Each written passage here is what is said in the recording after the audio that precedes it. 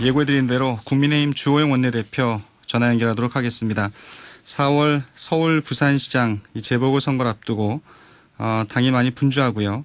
또 2월 임시국회에서 여당이 이 가덕도 신공항 특별법 등을 처리하겠다는 입장을 보이면서 또 야당의 입장이 또 궁금해지기도 합니다. 예, 전화 연결되어 있습니다. 주호영 원내대표님 안녕하세요. 예, 안녕하십니까. 주호영입니다. 예. 먼저 이것부터 여쭙게요. 이 박범계 법무부 장관 후보자 청문회가 끝났는데 지금 청문 보고서나 채택되지 않았고요. 좀 부적절한 인사라고 야당은 판단하는 것 같습니다. 어떤가요? 아니, 우리 야당만 그렇게 판단하는 것이 아니고 예. 경실련 같은 시민단체들도 부적격이라고 이야기를 하고 있는 형편이거든요. 예. 우리는 추미애 법무부 장관이 숱한 문제를 남기고 상처를 입히고 이제 퇴장하게 됐는데, 그렇다면 새로 오는 법무부 장관은 정말 제대로 된 법무부 장관이 와야 한다고 생각을 했습니다만은, 우선 대한민국의 법무부 장관에 민주당의 당적을 가진 사람을 연속해서 임명하고 있거든요. 예. 대통령은 공정해야 될 대한민국의 법무부를 민주당의 법무부로 우선 만들려 하고 있어요. 그 개념부터 우선 잘못됐고요. 그다음에 박범계 후보자를 인사청문해 보니까 우선 형사 피고인이 이로써 법원에 나가서 재판을 받아야 될 사람이 법무부 장관 후보자가 된 적이 우리나라 역사 이래 처음이고요. 그다음에 상습적인 재산 신고 누락, 또 법무법인 명경, 본인이 지분을 가지고 있는 데입니다. 네. 여기와 이해 충돌 문제, 또 사법시험 존치를 바라는 고시생들과의 폭행 시비, 그다음에 불법 투자자와의 친분, 제일 심각한 것은 저희들은 측근들이 이 소위 불법 선거 자금, 이 공천 헌금을 요구를 했는데, 요구를 받은 즉시 이 박범계 위원장에게 항의를 했음에도 불구하고 2주 이상이나 이 공천 헌금을 내놓으라는 요구가 지속된 이런 문제를 대단히 심각하게 보고 있죠. 예. 근데 청와대에서는 좀 임명을 할 걸로 이렇게 전망이 되잖아요. 이 정권의 여러 가지 이 폐단이나 잘못한 점이 많지만은 그 중에서도 또 하나가 인사청문회 제도를 무력화했다는 것이거든요. 예. 지금 이 정권 들어서 27번째 인사청문 보고서가 채택되지 않은 사람을 임명을 했고, 지금 박범계 후보자가 되면 28번째가 되는데요. 네. 이 4년간 28번이나 있었는데, 이것은 그 이전에 노무현, 이명박, 박근혜 14년 있었던 것과 버금가는 숫자입니다. 그러니까 청문회는 있어나 마나한 제도죠. 그래서 이 청문 보고서를 보내라고 재차 요청한 걸로 봐서 예. 국민 여론이야 어떻든지 간에 임명하겠다는 그런 뜻을 드러낸 걸로 보여집니다. 예. 청와대에서 이제 오늘까지 청문 보고서를 보내달라 이렇게 이제 요청이 온 건데 어떤가요? 그 여야 간의 청문 보고서가 채택되지 않았을 경우에 이제 청와대 임명을 강행하면 야당으로서 어떻게 이 법적인 조치라든가 국회 내에서 대응할 수 있는 방법은 전혀 없나요? 숫자적으로 자기들이 압도적인 다수를 가지고 있으니까 이렇게 해도 어쩔 수가 없다는 아마 그런 판단 때문에 이렇게 하고 있는 것인데요. 예. 대한민국 국가기관의 건의, 특히 법무부 장관의 건의가 무너지고 국민들의 준법의식이 희박해지는 아주 나쁜 결과를 가지고 옴에도 불구하고 아예 무시하고 이렇게 하고 있고요. 이 부적격자라고 지명을 철회하고 새로운 사람을 찾는다면 바로 레임덕으로 연결될 거라는 아마 그런 우려로 이렇게 밀어붙이고 있는 것 같습니다. 아무튼 박범계 법무부 장관 후보자는 임명이 될 것 같고요. 이 법무부 장관 얘기가 나왔으니까 또 이 질문도 좀 드려야겠네요. 야당이 이제 고발한 이후에 검찰이 이 김학의 전 차관의 이 출국 금지 과정을 지금 수사하고 있잖아요. 예. 예. 이 부분은 좀 어떻게 바라보세요? 우선 김학의 전 차관의 이 비행이나 불법이 있으면 그것을 옹호하거나 할 생각은 전혀 없습니다. 오히려 더 처벌을 받아야 하고 또 그 사건을 수사하는 과정에서 은폐나 덮은 게 있다면 그것도 역시 처벌을 받아야 하는데 네. 다만 그것과 별개로 우리 근대 형사법의 원칙, 헌법의 대원칙은 아무리 나쁜 범죄인이라도 적법 절차를 지켜서 수사하라는 것이거든요. 네. 미란다 원칙이라고 많이 들어보셨지 않습니까? 예. 이 미란다 원칙의 시작이 된 미란다라는 사람은 납치 강간 혐의를 받던 사람입니다. 납치 강간 혐의를 받는 중범죄를 저지른 혐의를 받는 사람도 절차를 지켜서 수사를 해야지 너 나쁜 놈이니까 마음대로 해도 돼 하는 것은 아주 옛날의 나쁜 법 체계라는 거죠. 이것이 이제 민주화된 법치주의 국가의 공통 원칙입니다. 네. 그런데 이런 원칙을 가장 앞장서서 반드시 지켜야 하고 또 다른 수사기관이 지키는지 아닌지를 감독해야 될 법무부 수뇌부하고 대검에서 이런 일을 앞장서서 저지르고 그것을 또 은폐하려고 했던 것은 대단히 심각한 문제죠. 네. 그래서 이것은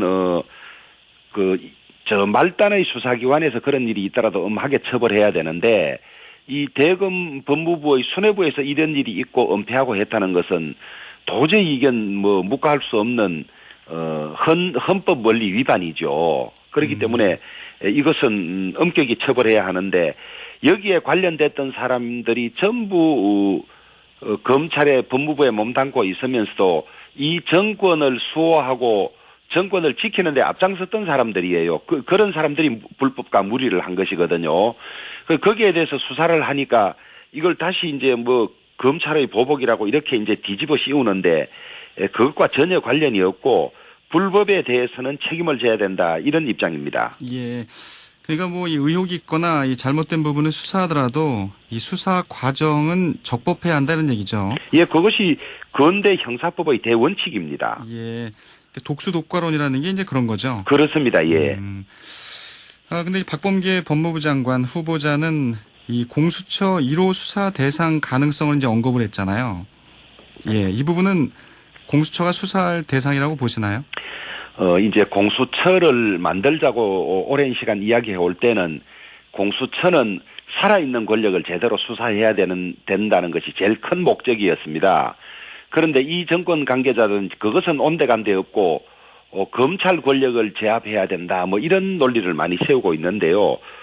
일단 검찰은 검찰 관계자들, 법무부 관계자들이 관련된 사건 수사를 제대로 하기가 쉽지 않다고 보고 있습니다. 예. 그래서 검찰의 부정비리 불법을 수사하기 위해서 공수처가 필요하다는 논리에 의하면 이 사건도 적절한 때가 되면 공수처 수사 대상으로 하는 것이 맞다고 봅니다만은 다만 이제 공수처는 처장만 임명돼 있는 상태고 실질적인 수사를 할 검사나 수사관들이 전혀 임명되어 있지 않고 어제 저를 방문했던 공수처장의 이야기를 들으면 공수처 조직을 갖추는데 적어도 7, 8주의 시간을 예상하고 있다고 하니까 2달 정도 걸릴 것 같아요. 예, 지금 공수처로 보내면 그 기간 동안은 수사를 할 수 없으니까 네. 그런 점들을 모두 고려해서 결정할 문제라고 봅니다. 이 공수처가 제대로 수사하기 위해서는 시간이 필요하기 때문에 예. 예.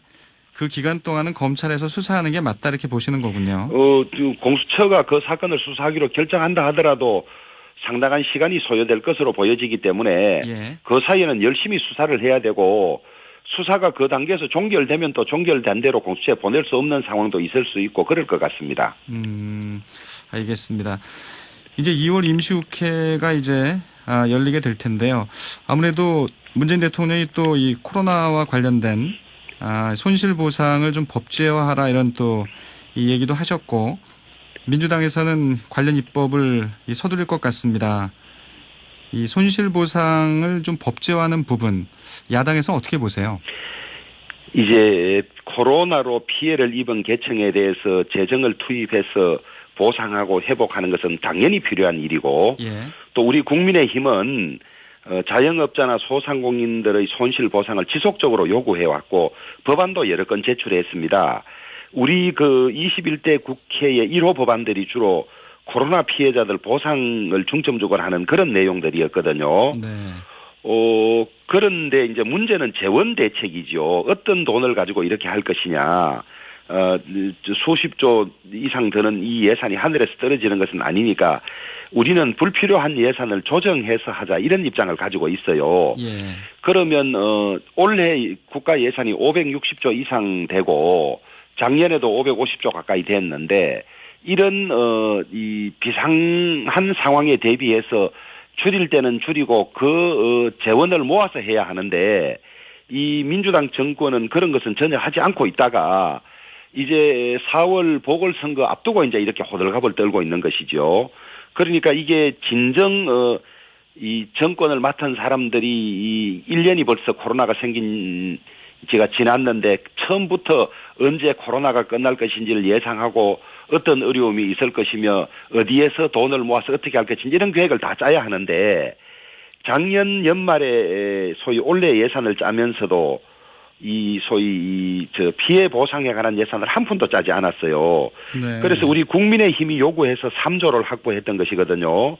그래서 이제 연초부터 3차 재난지원금 지급한다고 9조 예산을 투입해서 아직 이것이 절반도 지급이 되지 않았는데 또 이제 이렇게 호들갑을 떠는 거 보니까 보선을 겨냥한 포퓰리즘이다. 뭐 이렇게 아마 국민들이 다 알고 있을 겁니다.